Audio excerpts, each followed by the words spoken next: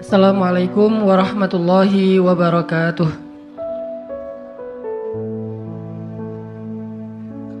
Alhamdulillahi alladzi hadana li hadza wa ma kunna linahtadiya laula an hadanallah. Asyhadu an la ilaha illallah wahdahu la syarikalah wa asyhadu anna Muhammadan abduhu wa rasuluh la nabiyya ba'dah. Radina billahi rabba wa bi Muhammadin nabiyya wa bil islami dina. Teman-teman yang dirahmati Allah Subhanahu wa taala, kita malam ini bahas tentang keep happy. Gimana caranya biar kita selalu tenang menghadapi masalah? Biar tenang ketika kita tahu nilai kita kayaknya anjlok. Biar tenang pas kita tahu judul kita ditolak. Lamaran juga sama di hari yang sama lah gitu. Pagi judul ditolak, malam lamaran ditolak. Selama Allah nggak nolak kita kan masih aman nih. Karena apa yang di sisi Allah lebih baik. Gimana caranya kita biar nggak panikan ketika ada masalah. Walaupun sedih, itu fitrah manusia sedih. Cuman ada yang sedihnya wajar, ada yang sedihnya sampai berlarut-larut atau putus asa. Bentuk keputusasaannya macam-macam. Ada yang putus asa dengan bunuh diri. Loncat dari jembatan, ternyata nggak meninggal. Gagal bunuh diri gitu kan. Ada yang putus asanya dengan cara ngelakuin perbuatan dosa. Kayak mencuri atau udahlah saya mah nggak mau peduli lagi dengan hal haram. Yang penting saya ambil aja semua proyek gitu. Ya ini putus asa. Ada yang putus asa dengan nggak mau lagi bertaubat. Dia ngerasa aduh kayaknya saya nggak pernah nasuhan nih taubatnya. Taubat ulangi lagi, taubat ulangi lagi. Kenapa kita berputus asa minta ampun ke Allah? Padahal Allah nggak pernah putus asa mengampuni kita, kan aneh nih. Allah tuh nggak pernah putus asa ngampuni kita, nggak pernah bosan menerima taubat kita. Allah nggak pernah bilang lo datang ntar pasti besok buat lagi, enggak. Padahal Allah maha tahu kita mungkin besok masih ngelakuin dosa yang sama. Asal kita datang, Allah langsung terima. Seolah-olah Allah tuh kayak husnuzon banget sama kita. Walaupun pastinya Allah tahu tentang apa yang akan kita lakukan di masa yang akan datang. Ini artinya kenapa seseorang jadi putus asa, jadi berhenti untuk mencoba, jadi tidak lagi berharap apa-apa, jadi pesimis, jadi tidak survive dalam masalah, jadi penuh khawatir menghadapi hidup. Ada masalah dikit kayaknya udah kiamat dunia, padahal kuota habis doang nih. Langsung aduh kuota habis jam 11 malam. Biasanya kan jam 11 itu jam chatting tuh sampai jam 1. Atau jam 11 malam kuota habis padahal tadinya pengen ngebangunin dia. Iya dia gitu kan. Jam 2. Gampang pakai aja kuota doa. Ya Allah bangunkanlah dia. Tiba-tiba dia tetap bangun. Dia bangunin kita akhirnya. Ini bisa aja terjadi. Yang jelas gimana sih cara biar kita keep happy, tetap bahagia walaupun gak bisa jalan-jalan jauh. Tadinya pengen jalan sama teman-teman, ternyata duitnya gak cukup. Kita lihat teman-teman kerjanya traveling aja. Ke Lombok, ke Batu Karas, kerjaannya keliling aja. Dan kita, aduh pengen juga ngeliat pantai misalnya, ke gunung, touring sama teman-teman. Ternyata, tapi saya gak punya motor, saya gak punya uang, saya gak punya waktu dan seterusnya. Bisa nggak kita tetap bahagia seperti mereka walaupun nggak ngerasain pengalaman-pengalaman asik seperti yang mereka rasain? Gimana caranya biar ketika kita sujud itu sama nyamannya dengan ketika kita tidur di atas pangkuan istri? Belum ya? Nggak tahu sih rasanya. Pokoknya tuh keren banget loh. Salah satu yang bikin saya kalau nggak bisa tidur itu tipsnya adalah tidur di atas pangkuan istri, langsung tidur. Cuman masalahnya susah bangun. Nah ini nih, gimana caranya kalau kita sujud rasanya senyaman itu? Gimana caranya? Bukankah kita selama ini mungkin kita atau saya lah pas sujud pengen cepat bangun? Gimana caranya sujud nggak bangun-bangun? Pas kita sujud, aduh pengen lama gitu sujudnya teh, terutama kalau sholat sendiri. Kalau sholat jamaah memang nggak boleh. Kenapa? Karena hajat orang beda-beda. Nabi kalau sholat jamaah mah standar-standar aja. Tapi giliran sholat sendiri itu sampai orang kewalahan ngikutin Nabi. Dan itu bukan cuma Nabi, sahabat juga kayak gitu. Siti Aisyah, istri Nabi tuh Siti Aisyah itu pernah sholat duha kurang lebih 4 jam, itu cuma baca 1 ayat doang loh. Famannallahu alaina wa waqana adzabas samum. Dia baca sendiri, agak keras karena dia di dalam rumah sendiri. Lewat seorang sahabat, lewatin rumah Aisyah mau ke pasar, mendengar oh Aisyah lagi sholat. Famannallahu alaina wa waqana adzabas samum. Nangis. Akhirnya sahabat ini pergi ke pasar. Dia belanja segala macam, balik lewat lagi rumah Aisyah. Setelah kurang lebih 2 jam, pas dia lewat lagi rumah Aisyah, dia masih mendengar Aisyah membaca kalimat Famannallahu alaina wa waqana adzabas samum. Nangis lagi. Jadi 1 rakaat dengan 1 ayat itu bisa 2 jam, 3 jam yang dilakukan oleh para sahabat. Kenapa kok betah banget? Sama kayak kita betah banget nonton film, betah banget dengerin musik kesukaan kita, diulang-ulang lagu yang sama kan ya. Mungkin 1 lagu itu durasinya sebutlah 2,5 menit, 2,5 menit. Tapi diulang-ulang bisa sampai setengah jam mendengar lagu yang sama. Bukan 1 album, 1 lagu. Kenapa kita betah? Nah gimana caranya kita juga dapat kebetahan kayak gitu ketika dengerin bacaan Al-Quran, ketika kita membaca Al-Quran sendiri, ketika kita sholat. Sampai ada istri Nabi sholat sambil ngikat badannya di dinding. Jadi dia bikin tali ke dinding gitu, terus dia ikat badannya, sehingga kalau dia udah gak kuat lagi, dia bersandar dengan ikatan tali di badannya, saking lamanya berdiri sholat. Coba bayangin, berarti kan semalaman tuh. Kalau udah gak kuat, dia berdiri itu sambil badannya keikat di tali. Dan Nabi melihat itu menangis karena melihat kesungguh-sungguhan para sahabat dan sahabiat dalam beribadah kepada Allah. Dan itu bukan paksaan siapapun. Nabi gak pernah maksa kayak gitu. Mereka sendiri berinisiatif. Jadi tutorialnya dibikin sendiri gitu. Duh, saya sholat kalau malam-malam kayak gini jadi agak gak kuat. Atau saya lagi sakit nih, lagi lemas nih, lagi kurang makan. Ya udah deh, agar tetap bisa berdiri, dia ikat tali, dia ikat ke badannya, terus berdirinya kayak orang-orang setengah sadar gitu. Nah ini menunjukkan ada kenikmatan yang luar biasa yang mereka dapetin ketika mereka dekat dengan Allah Subhanahu Wa Taala. Gimana sih caranya biar kita bisa kayak gitu? Gimana caranya kita entertain kita itu adalah zikrullah. Boleh-boleh aja kita entertainnya nonton film, dengerin musik-musik yang positif. Entertain kita mungkin chatting, entertain kita mungkin update status, entertain kita mungkin kepoin mantan misalnya. Boleh-boleh aja selama masih wajar. Tapi bisa nggak entertain kita yang lain itu zikrullah? Dengan mengingat Allah kita jadi terhibur gitu. Dan itu entertain luar biasa pahalanya. Gimana caranya? Ini yang kita pengen belajar malam ini, sehingga kita bisa tetap happy walaupun dalam keadaan tadi akhir bulan, dalam keadaan habis diputusin, dalam keadaan ditolak, dalam keadaan bingung, galau, segala macam termasuk habis pulsa. Tetap bisa happy. Pas telepon, pulsa Anda tidak mencukupi. Masya Allah gitu. Senyum gitu ya. Bukan mana nih apa panik, biasa aja. Nah ini kita perlu belajar. Saya juga merasa butuh mempelajari lagi gimana caranya biar bisa ngerasain itu.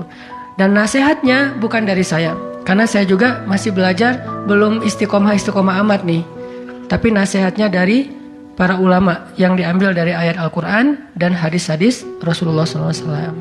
Nah sebelumnya coba kita perhatiin dulu kisah tentang ketenangan dengan mengingat Allah tuh kayak gimana. Salah satunya ada di surat At-Taubah yang terkenal. A'udzu billahi minasy syaithanir rajim. Illa tansuruhu faqad nasarahu Allah. إذ أخرجه الذين كفروا ثاني اثنين إذ هما في الغار إذ يقول لصاحبه لا تحزن إن الله معنا فأنزل الله سكينته عليه وأيده بجنود لم تروها وَجَعَلَ كَلِمَةَ الَّذِينَ كَفَرُوا السُّفْلَى وَكَلِمَةُ اللَّهِ هِيَ الْعُلْيَا وَاللَّهُ عَزِيزٌ حَكِيمٌ. Kalau kalian tidak menolongnya, maka sungguh Allah akan menolongnya.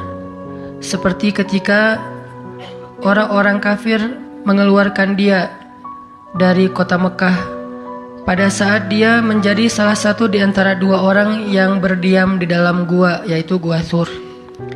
Ketika ia berkata kepada sahabatnya, yaitu Abu Bakar, dia di sini siapa? Rasulullah SAW. Ketika dia berkata kepada sahabatnya, la tahzan, innallaha ma'ana. Janganlah kamu khawatir, bersedih, takut, itu sama. Sesungguhnya Allah bersama kita. Maka Allah Subhanahu wa taala menurunkan rasa ketenangan kepadanya dan menolongnya dengan tentara yang kalian tidak bisa melihat. Sehingga Allah menjadikan kalimat orang-orang kafir itu menjadi dikalahkan atau rendah, dan kalimat Allah adalah kalimat yang tinggi, dan Allah Maha Perkasa lagi Maha Bijaksana. Ini kan kata-kata yang paling populer ya, la tahzan innallaha ma'ana. Tips pertama kalau kita pengen bisa lebih tetap tenang, happy ketika kita dalam tekanan adalah kita tuh memang harus punya sahabat yang selalu mengingatkan kita kepada Allah Subhanahu wa taala. Sahabat yang mengingatkan kita kepada Allah. Ini yang terjadi kepada Abu Bakar As-Siddiq. Sekelas Abu Bakar yang imannya sampai ke derajat Siddiq, bukan cuma mukmin loh, Siddiqun. Kan ada mukmin, ada muttaqin, ada siddiqin. Ini udah derajatnya siddiq. Arti siddiq itu udah gak ada lagi keraguan di hatinya, udah gak ada lagi masalah sedikit pun. Ketika orang-orang ragu, Abu Bakar tetap yakin. Salah satu kasusnya pas Nabi pulang Isra Mi'raj. Nabi bilang bahwa saya baru pulang dari Palestina dan baru naik ke langit semalam. Diberitakan ini kepada orang-orang kafir Quraisy, tapi orang-orang kafir Quraisy nggak percaya.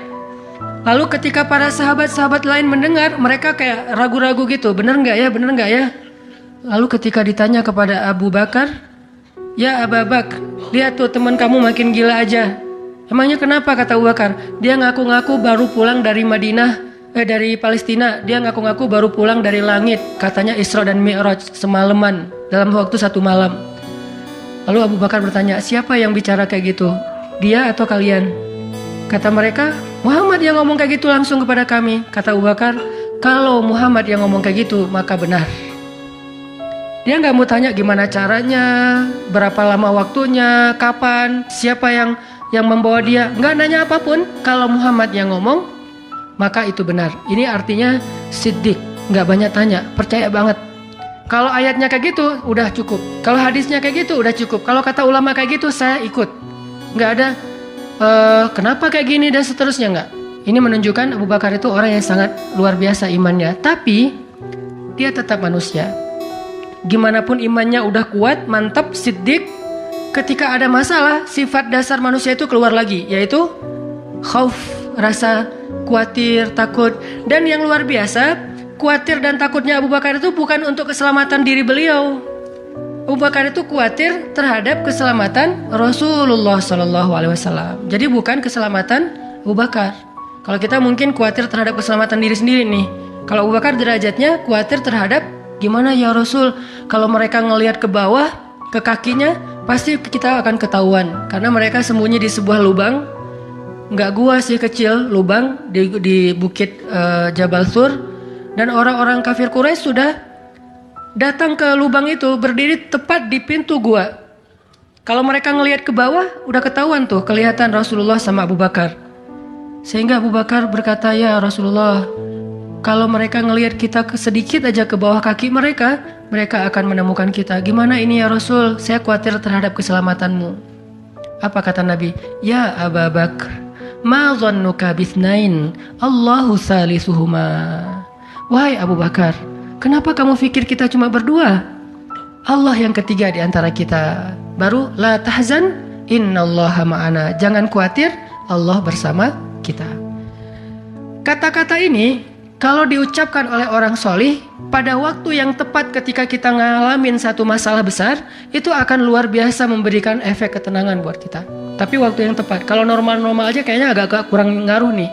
Makanya kata-kata kayak gini itu timingnya tuh harus pas. Dan yang mengatakan orang yang memang punya aura kesolehan yang luar biasa. Sekelas Rasulullah kurang apa? Itulah sebabnya kenapa kita harus punya banyak, atau setidaknya kita punya seorang sahabat, seorang teman yang solih, yang sering mengingatkan kita. Minimal istri.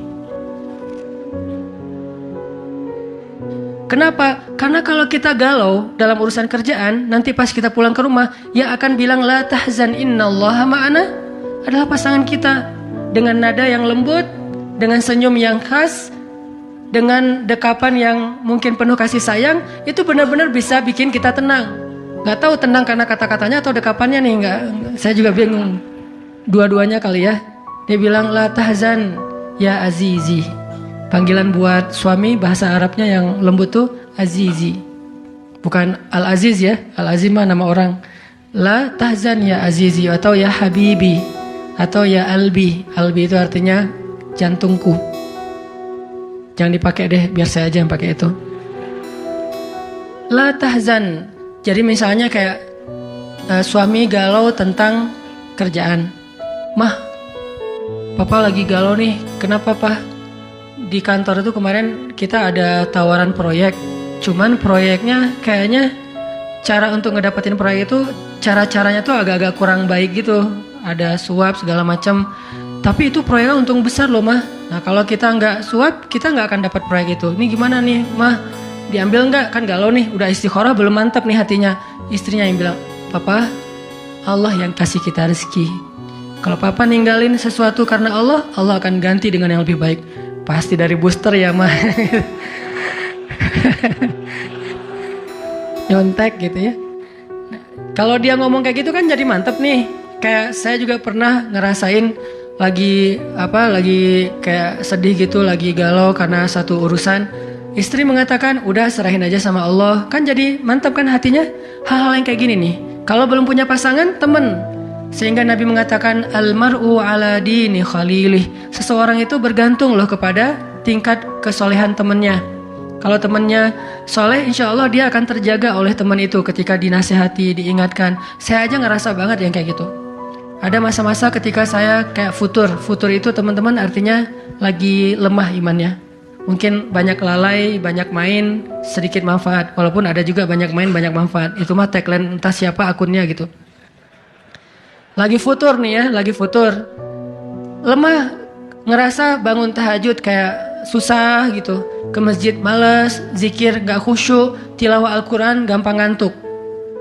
Jalan sama seorang teman saya yang dia bukan ustadz sama sekali. Bahkan dia ngakunya belajar ke saya. Gak tahu benar apa enggak. Yang sejatinya mungkin saya belajar ke dia. Lagi jalan, setelin tilawah Al-Quran. Yang baca saya lagi tuh. CD tilawah Al-Quran saya. Saya kan gak pernah mendengar CD sendiri. Pas diputarin itu siapa? Lah itu ustadz. Oh ya. Baca surat Al-Mulk. Tabarakalladzi biyadihil mulku wa huwa ala kulli syai'in qadir. Pas sampai di ayat-ayat tentang Jahannam, tentang neraka, tentang apa, walaqad zayyana sama ad-dunya bimasabih dan seterusnya, dia nangis. Dia nyetir nih, dia nangis. Saya ketika ngelihat dia nangis, saya dapat hidayah. Jadi saya dapat hidayah bukan hanya dengan mendengar bacaan itu, tetapi karena dikondisikan oleh seorang teman, saya ngerasa, duh, Masya Allah ya, dia yang dengerin bacaan saya bisa nangis. Saya dengerin diri saya sendiri, nggak nangis. Kan ada masalah nih. Akhirnya saya jadi insaf itu kemudian istighfar, astagfirullah Allah, saya kayak ada masalah nih. Mulai belajar dari dia, Pak, gimana sih kok bisa kayak gitu? Ustadz kan lebih tahu ilmunya mungkin, tapi kalau pengalamannya Bapak pasti lebih tahu. Rahasianya apa? Ternyata rahasianya emang dia orang yang nggak pernah dengar yang lain selain mendengar bacaan Al-Quran. Jadi buat dia bacaan Al-Quran itu benar-benar entertain buat dia. Oh, berarti kita harus lebih banyakin lagi dengerin Al-Quran. Kalau kita dengar musik sekali, berarti dengar Qurannya 3 kali harusnya, baru masih agak-agak proporsional nih. Sehingga gampang kesentuh, hatinya itu mudah. Tapi pelajarannya tetap temen yang ngebawa kita kepada sesuatu. Ternyata triknya pertama, mengingat Allah itu kan bukan cuma menyebutkan Allah, Allah, Allah. Tapi ketika kita sedang dalam keadaan bingung, khawatir, galau, sedih, tertekan, panik, tiba-tiba teman kita mengingatkan kita kepada Allah dengan bahasa yang sederhana. Kalau bahasa sederhananya Al-Quran, la tahzan, innallaha ma'ana. Dan itu boleh diterjemahin ke bahasa yang lebih sederhana versi kita. Karena itu bahasa Al-Quran yang mungkin buat sebagian orang nggak dapat nih, karena mungkin nggak paham bahasa Arab. Jadi kalau teman kita lagi sedih jangan bilang, la tahzan dong, innallaha ma'ana. Apaan tuh lu baca Quran gitu ya? Nggak ngerti kan dia? Kita bisa terjemahin, udah tenang aja, Allah yang bantu. Tenang aja, Allah yang beresin. Tenang aja, serahin aja kepada Allah. Allah itu sebaik-baik kita nyerahin sesuatu. Ngomong kayak gitu tuh kena. Kalau timingnya pas kita lagi ngalamin satu masalah. Terutama masalah-masalah kayak masalah rezeki itu paling bikin kita sering panik, kehilangan sesuatu, ditipu orang, segala macam.